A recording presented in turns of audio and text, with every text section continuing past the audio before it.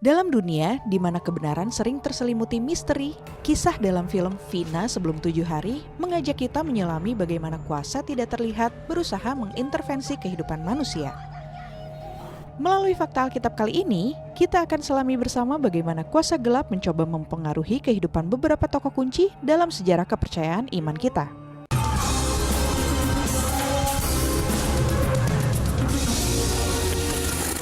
Intervensi iblis pada Ayub. Dalam Alkitab, Ayub dikenal sebagai pria yang kaya, saleh, dan takut akan Tuhan. Hidupnya mendadak berubah ketika iblis memperhatikan keteguhan imannya dan mencoba untuk membuktikan bahwa ketaatan Ayub hanya karena Tuhan melindunginya dan memberinya kemakmuran.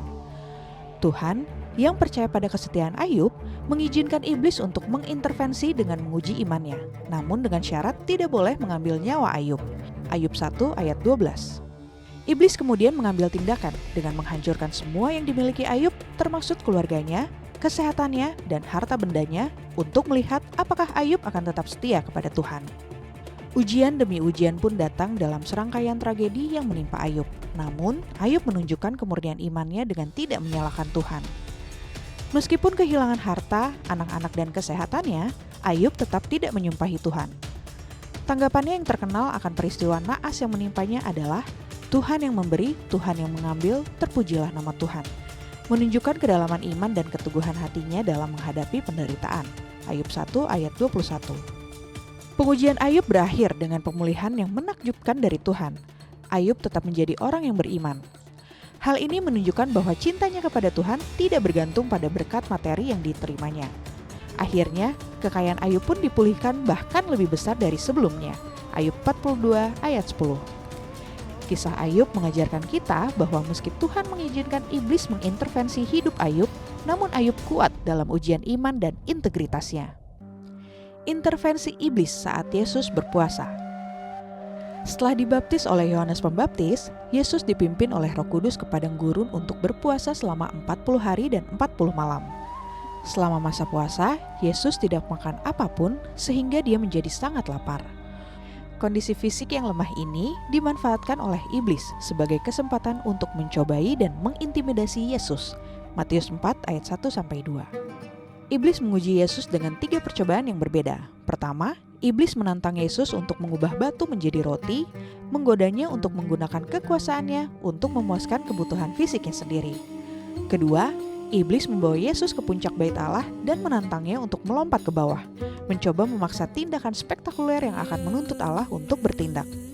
Terakhir, iblis menawarkan semua kerajaan dunia kepada Yesus jika ia bersedia sujud dan menyembah iblis. 3 percobaan utama yang dilakukan iblis ini merupakan upaya untuk meragukan identitas dan misi Yesus sebagai Mesias dan Anak Allah. Setiap percobaan yang iblis tawarkan ditolak oleh Yesus dengan kutipan dari kitab suci. Hal ini menegaskan komitmennya kepada kehendak Bapa dan menjunjung tinggi kebenaran Alkitab sebagai dasar penolakan terhadap godaan. Akhirnya, setelah percobaan terakhir, iblis meninggalkan Yesus dan malaikat-malaikat datang untuk melayaninya. Matius 4 ayat 11. Kisah ini menunjukkan bahwa Yesus mengatasi godaan dan intervensi iblis tidak dengan kekuatannya sendiri sebagai Allah, tetapi sebagai manusia yang bergantung pada firman Allah dan ketaatan kepada Bapanya. Hal ini menjadikan Yesus sebagai contoh sempurna keteguhan iman dan ketakwaan dalam menghadapi berbagai godaan dan intervensi. Intervensi roh jahat pada Saul. Raja Saul adalah raja pertama Israel yang diurapi oleh Nabi Samuel.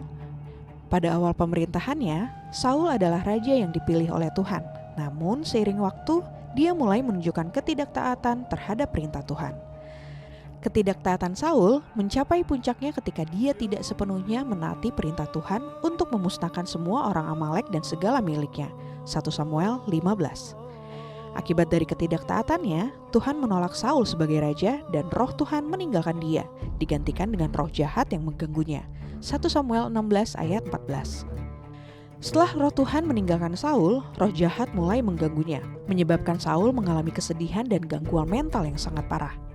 Dia menjadi sangat terganggu dan hanya bisa mendapatkan ketenangan melalui permainan kecapi Daud yang diundang ke istana untuk menenangkan Saul. 1 Samuel 16 ayat 23. Gangguan ini menunjukkan bagaimana roh jahat memanifestasikan dirinya dalam bentuk depresi dan perilaku yang tidak menentu kepada Saul. Ketidaktaatan dan penolakannya untuk bertobat membuat situasi semakin buruk dan menyebabkan Saul makin terpuruk dalam kegelapan spiritual dan emosional. Pengaruh roh jahat menyebabkan penurunan drastis dalam kepemimpinan dan kehidupan pribadi Saul. Ia menjadi sangat cemburu pada Daud yang dipilih Tuhan untuk menggantikannya sebagai raja. Kecemburuan ini memicu serangkaian upaya untuk membunuh Daud yang memperlihatkan bagaimana roh jahat memperkeruh pikiran dan tindakan Saul. Akhirnya, Saul yang semakin terperosok dalam keputusasaan dan rasa takut memutuskan untuk berkonsultasi dengan seorang pemanggil arwah pada malam terakhir hidupnya. 1 Samuel 28.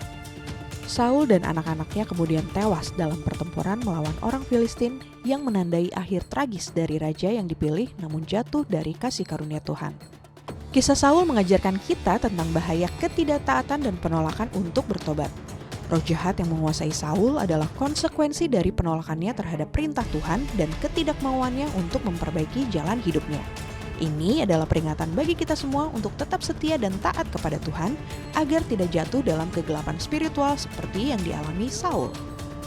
Dari kisah tokoh-tokoh ini, kita melihat bahwa sejak zaman dahulu, kisah-kisah intervensi iblis atau kuasa gelap telah dicatat dalam Alkitab dan memberikan kita pelajaran berharga tentang perjuangan antara kebaikan dan kejahatan.